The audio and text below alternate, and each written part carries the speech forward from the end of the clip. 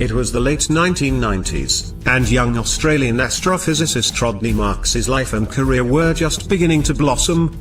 Barely 30, he was assigned to work on the Antarctic Submillimeter telescope and remote observatory in Antarctica, a life's dream.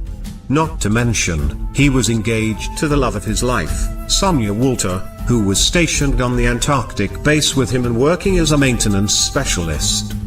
But just as life was looking up for the young couple, it all suddenly took a turn. On May 11, 2000, Rodney began suffering from severe stomach pains, fever, and nausea. Tragically, within 36 hours, he was dead. While it was initially assumed he died of natural causes, the circumstances of his demise began to seem suspicious. Soon, it was believed that he'd been the first and only person to ever be murdered at the South Pole. Because the Amundsen Scott South Pole Station was in Antarctica, one of the most remote places in the world, getting proper medical attention simply wasn't an option. Flights had been cancelled for the next several months due to inclement weather. Since no flights were leaving Antarctica, Rodney's body had to be stored in a freezer on site for 6 whole months, a period of time that was likely detrimental to authorities looking for much-needed clues. No one stationed at the base ever imagined something sinister could have been at play. After all, if he'd really been murdered, one of them had to have done it, which seemed unlikely. Besides, Rodney was well liked and he didn't have any known enemies there. The National Science Foundation released a statement that claimed Rodney's passing was due to natural causes thanks to a history involving years of alcohol abuse. But they were mistaken. 6 months later, when Rodney's body was finally brought to Christchurch, New Zealand, to be properly examined, an autopsy discovered the horrific truth: someone had intentionally poisoned the astrophysicist with methanol. Suddenly, everyone was in fear. A murder investigation began and other clues started to emerge.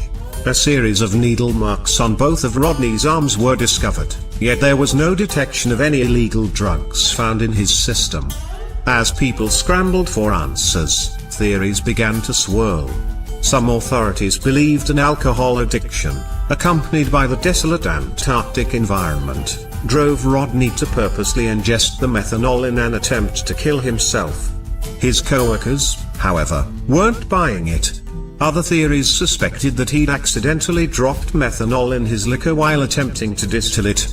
Yet even that was strange. Besides the fact that there was plenty of alcohol on base, Rodney was a scientist, and he'd have known that putting methanol in his beverage could be deadly. That's when authorities began investigating the source of the methanol. Quickly, they learned it was kept on base to be diluted and used to clean the work facility. Everyone stationed there had easy access to the supply.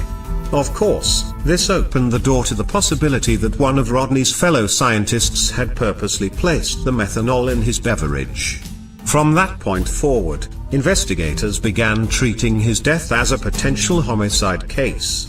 With only 49 people stationed at the Amundsen Scott South Pole Station, whittling down the possible suspects list wasn't too daunting a task for the investigators. Or at least, that's what they thought. Eventually, authorities hit an unexpected roadblock in the form of the United States government. Unbeknownst to them, the Amundsen Scott Station was located on a legally divided territory between New Zealand and the United States. The territory was owned by New Zealand, even though it was a US base.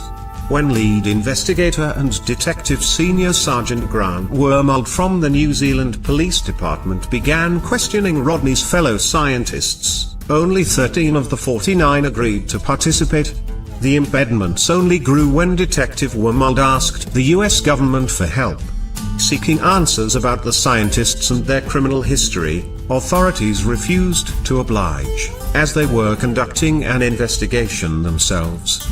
Unfortunately, both sides of the investigation were too stubborn to share any information with one another, which, of course, led to problems in solving the case.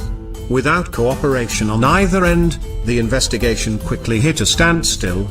Meanwhile, as authorities continued to conduct their separate investigations into Rodney's tragic demise, His family all but gave up hope. I don't think we are going to try to find out any more in regards to how Rodney died. I'd see that as a fruitless exercise, his father said at the time. To this day, Rodney's tragic murder remains unsolved. It's highly unlikely that anyone would be able to recover usable evidence to help aid in the investigation and bring justice to his family. Hopefully, however, a breakthrough comes one day. It's so sad to think that, all these years later, Rodney's untimely death still hasn't been solved. Here's to hoping that not all hope is lost.